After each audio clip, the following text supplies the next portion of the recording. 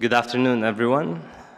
So first, I would like to extend my many thanks to Lebanani, Paragon, and Dalia for the much-needed work and effort to promote industrial development and industrial Lebanese businesses. So not like the many big companies and amazing work that I've seen in this workshop today, which date back to 10 decades ago. HJM Group was actually born 5 years now, or 4 years, in 2018.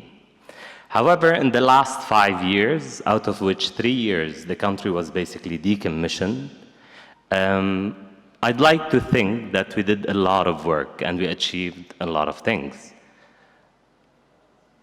So HJM Group stems from the spirit and the mindset of Lebanani.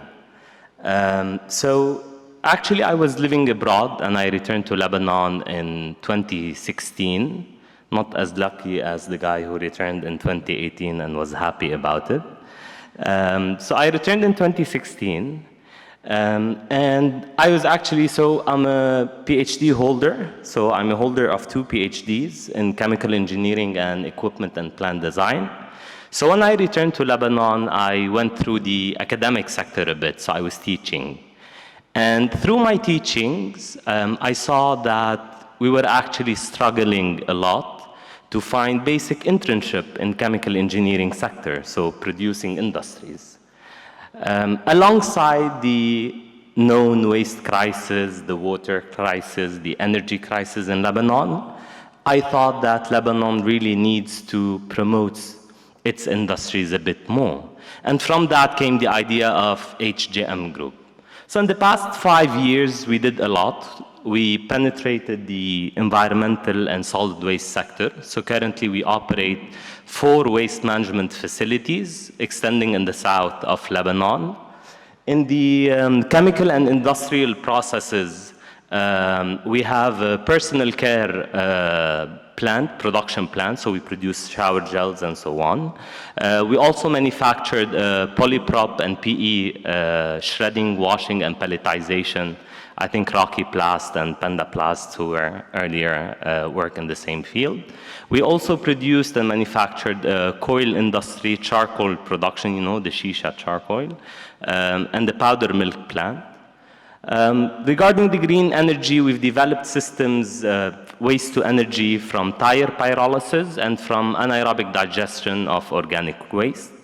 And recently went through the digital technology, so we're trying to incorporate digital technology in industrial manufacturing, industrial processes, to try to go ahead, you know, the digital revolution that's been happening. Regardless of the many work we've done, so the services that we provide extend from consultancy. When we say consultancy, we mean engineering design, we mean equipment design, plant process design. We also work in plant management and operation, debottlenecking, optimization of existing processes. We also have a manufacturing facility or workshop, so we basically manufacture the equipment. So we deliver turnkey plants. So we design the equipment, design the plant, manufacture the equipment, do the commissioning and the startup. That being said, today I'd like to talk a bit about a topic or a project that is dear to my heart. We are all familiar with the infamous waste crisis that surfaced in the 2015 in Lebanon. But I'm not here to talk about it as a crisis, as a problem. I'm here to present a proven solution, okay? So you know that waste is usually divided into 3 different categories. We have the organic fraction, the recyclable, which is plastics, cardboard, and so on. And we have the refused waste. Now, the most interesting part is the organic waste. So organic makes up to 60 to 65% of the total waste. Now, Lebanon's generating around 3,500 tons of organic waste daily. Out of these 3,500 tons, only 10% are being treated. So what's going is that we have 3,200 tons on a daily basis ending up in landfills in Lebanon. Now, besides the bad environmental effect, methane production, hazards effect, and so on and so forth, Lebanon is actually importing and has imported between 2016 and 2019 55,000 tons of fertilizer or organic fertilizer. Okay?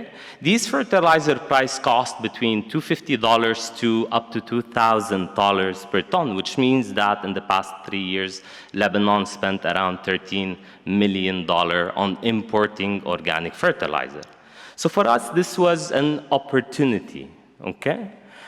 So what we did, being an academic as a background, we started investigating the treatment of organic waste and the production of compost from organic waste. We started with our HJM facility. So this is our HJM waste management facility. We started with the initial, the pointer is not working, nonetheless. Can you see it? No? Okay. 1 second. Okay, so we started here in the, you can see in the upper part with the traditional composting system, which is windrows or what we call static pipes. So these are organic waste that are being turned into compost or fertilizer through aerobic digestion, okay? We also did some testing in our Deir Anoun facility, so I'll come back to that later on. Deir Anoun facility was actually opened by the former Minister of Environment, as you can see. We also did that in our Qana facility to try and understand, the phenomena of composting. We did some R&D, some testing for that. After a year of testing, we came up with a new solution, and this is what I'm coming to talk about today. This is what we call the rapid composting system. So it's a reactor that we designed, we manufactured, and we are actually selling, that does composting within around 7 days instead of 3 months of time now, which means that we are minimizing the footprint, the land area needed to do the composting. We're minimizing the labor, we're minimizing the error because it's a fully automated system. Our first client was actually the UNIFIL, so the UNIFIL, the Joint Task Force in Shama, the Italian battalion. They bought the first system, and it's being operated in Shama. We also placed this system as Deir Anoun, and now we currently have a project in Jordan. We're doing 2 RCS systems. Now, I'm not going to go into the details of the technology itself, but the idea is we managed to manipulate the environment to shorten the time frame of the composting process in a manner that renders it rapid, well-controlled, and optimized to end up with having a grade A compost. So this is some picture on the final form of the compost. Now, the UNICEF certified the reactor itself, and it actually won the environmental award for the UNIFIL on an international scale as the best environmental project in 2019. So that being said, I just want to take a minute and say something. So I'm not here looking for investment. We're doing well. The project is working. We have a multiple project, as you can see. But I want to say that, look, I worked abroad. I was in the UK. We did a lot of work in different sectors. And then I came to Lebanon. So it was a joke when I said, so it's not as lucky as the guy who came in 2018. We all know that this is a big crisis. But what today showed, through everyone that came along, that we are a resilient people, right? And we managed to turn every damn crisis into an opportunity. لبنان فيه سوق كتير كبير وفي فرص كتير قوية بعد. وأنا عم بحكيكم لأنه نحن بعدنا عم نوسع through diversification. We're working in cosmetic industry, we're developing in personal care product, in waste management, in water treatment. في سوق كتير قوي وفي فرص كتير قوية. السياحة منيحة، التجارة منيحة، بس صار وقت شوي نشتغل على الصناعة، نشتغل على الزراعة، خلينا نوقف البلد على pillars أساسية. وفي مجالات كتير كبيرة، أوكي؟ داليا عن جد ثانك يو، الأكو تبع كل أفكاري كان مبين هون باللي عملتيه اليوم. يعطيك ألف عافية. لبنان بحاجة لهيك عالم، ويعطيكم ألف عافية لكل الموجودين.